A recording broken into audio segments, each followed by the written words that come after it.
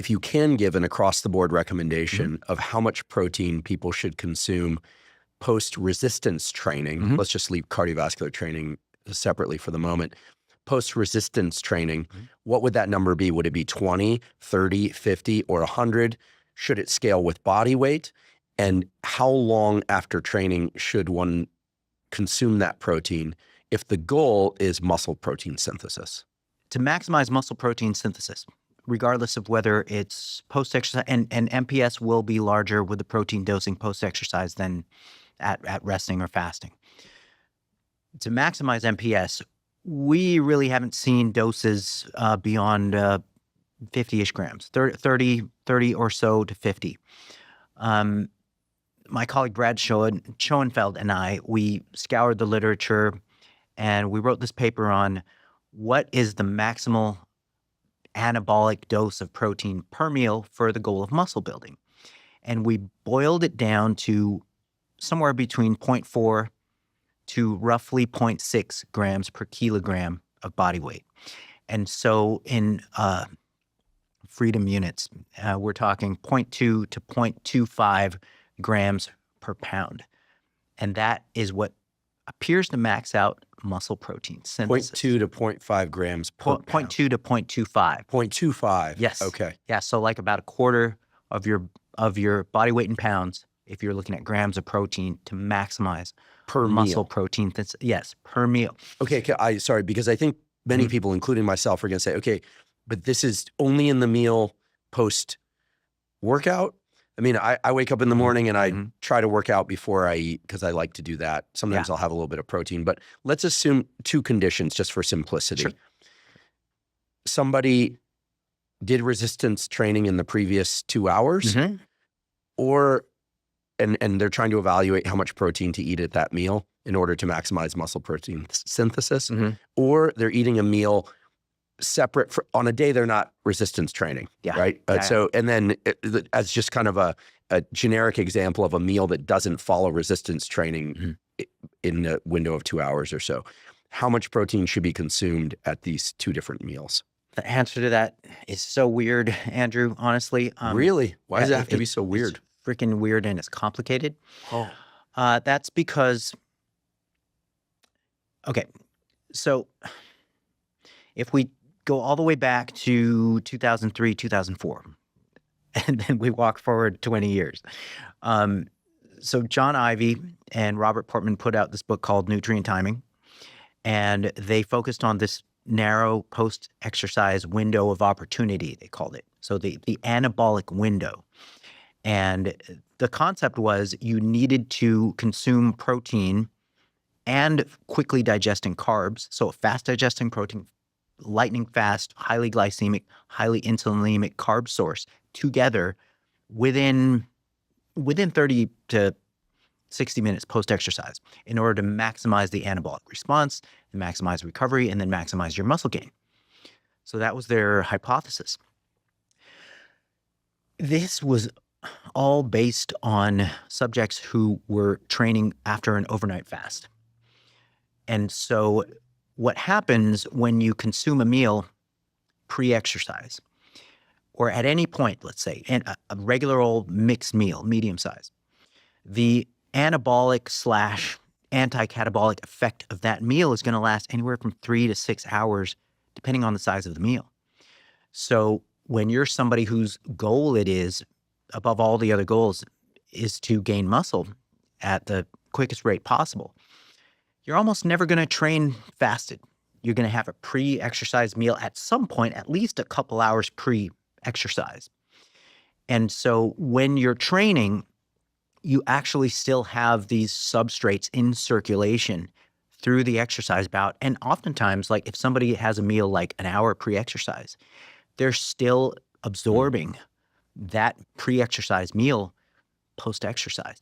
So we looked at this whole post-exercise period as something that just doesn't necessarily have any external validity. It doesn't have relevance to real-world training conditions where people are not training fasted. And so what we did was we did a couple of things. First, we wrote a narrative review criticizing the post-exercise anabolic window. And this was in 2013. We kind of pissed off all the researchers who did the seminal work in that I'm area. sensing a theme here. No, I'm just teasing. And then we did a meta-analysis of the existing literature looking at the anabolic window thing. And for the listeners, a meta-analysis is a study of the studies. You collect all of the studies on a given question, and then you kind of see, you look at, effect sizes, and you sort of see where the evidence leans, whether there's a significant or meaningful effect or not. And so we did this meta-analysis, and we collected studies that compared a protein timing condition where protein was timed within an hour, either pre or post exercise. And then the control group of the study would have to have protein a minimum of 2 hours of nutrient neglect on both sides of the training bout. So we collected all the studies that compared these conditions.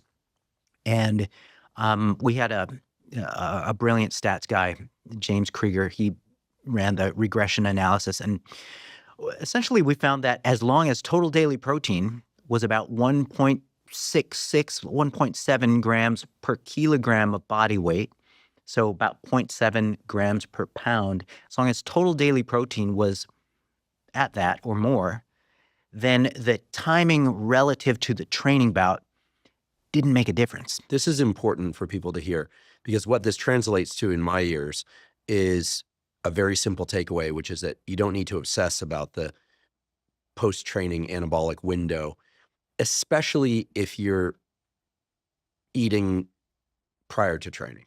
Yes. Because you have nutrients circulating. Now, if you eat your last bite of food at 8 p.m. and you wake up at 7 a.m. and you're training at 10 a.m., then perhaps by the time you finish your leg workout or whatever resistance training workout, you would want to prioritize getting some protein and other nutrients into your system. What you're saying basically, it's so logical now that I hear it, which is that you have nutrients circulating in your body and stored in your glycogen, and so you're pulling from a reservoir. If fasted doesn't necessarily mean starving. General rule of thumb, if you're burping your pre-exercise meal towards the end of your workout, then you don't need to run towards this. This is why I don't like to ingest anything prior to training. Okay. Besides caffeine, electrolytes, and water. The reason why there's a weird and complex answer with this is like a single resistance training bout causes this sort of, this interesting cascade of things where muscle protein synthesis will peak 24 hours after the resistance training bout. And it'll take as long as 48 to 72 hours to kind of come down to baseline levels to where you had not done the resistance training bout. So the anabolic window is actually not hours, but days. So it's more a matter of making sure you are consuming, the first in the order of importance is total daily protein. So there's this hierarchy of importance. If you get total daily protein right, then the timing of the constituent doses of the total are just a distant secondary concern. Even if it's only distributed across 2 meals, like let's say I train in the morning, maybe I have some caffeine and a scoop of a protein shake before, like with some whey protein, maybe a few almonds to slow digestion down or whatever.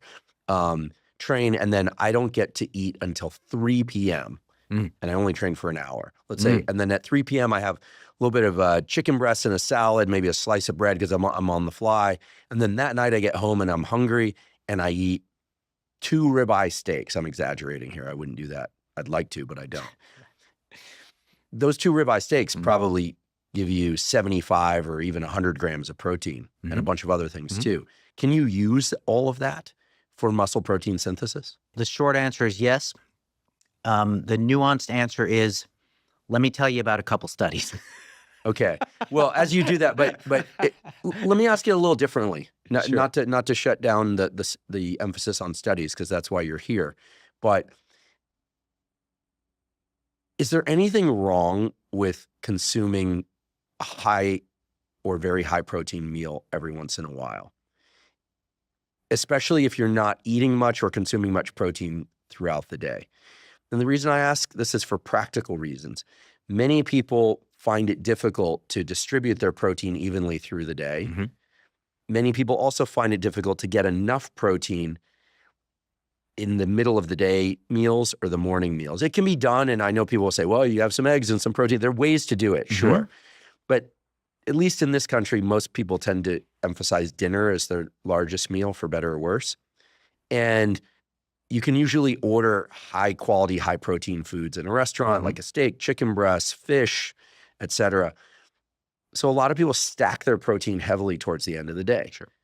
Assuming caloric load is appropriate, et cetera, is there anything fundamentally wrong or bad about doing that from the perspective of body composition and health? I would say no. And then there's levels to it, right? Like what population are we looking at? Are we looking at guys who are trying to win a national competition in bodybuilding, for example? Or No, we're talking about men and women, teens up to 75 years old, who are trying to be fit by doing a combination of resistance training and hopefully some cardiovascular training as well, trying to get their steps in. We're talking about the general population, not somebody who's trying to win a physique competition or run a marathon or ultra. Okay. So generally no. And I want to qualify that a little bit. So my colleagues and I did a study testing out this anabolic window thing. This was 2014, where we tested immediate pre-exercise 25 grams of whey protein versus immediate post-exercise 25 grams of whey protein. We ran the experiment for 10 weeks. Yeah, 10 weeks. Yep, 8 or 10, probably 10. And there was no significant advantage of either condition. So, and our thinking was, look, everybody's harping about this post-exercise anabolic window. So it really, if there is this opportunity to consume nutrients at prime time to feed the hungry muscles, then you would want to focus on availability of nutrients in circulation and not when you actually consume the nutrients, because there's this time course for the nutrients to peak in circulation. It's usually somewhere between 1 and 2 hours after you ingest the stuff. So how about we consume protein immediately pre, and then it'll be peaking in the blood like an hour-ish later, and then you'll be right in the anabolic window. So we didn't see any advantage to the immediate pre-protein versus the immediate post-protein. That was in 2014. So fast forward to 2024-ish, 23, 24. One of my colleagues, Yasin Locke, he took our pre-post model, and he kind of like, he ran his own randomized controlled trial version of it, but he wanted to kind of exploit the possibility of further protein neglect on both sides of the training bout. So he compared an immediate pre and post, 25 grams of protein, sandwiching the resistance training bout with a group that neglected all nutrients for 3 hours on both sides of the resistance training bout. Total daily protein was optimized at around close to 1 gram per pound, 2-ish grams per kilogram of body weight.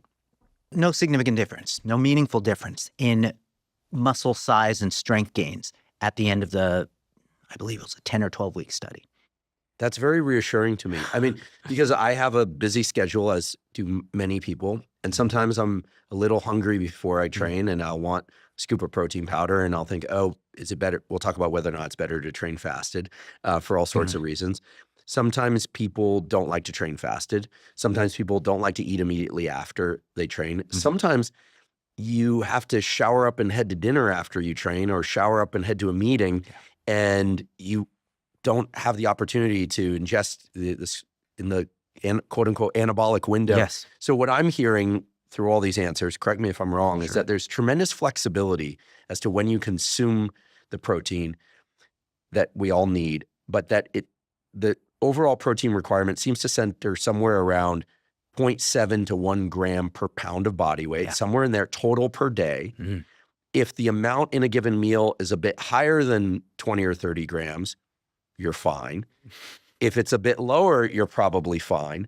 But the thing that also I believe needs highlighting that most people don't talk about is distinguishing between what's in circulation versus when one ingests something.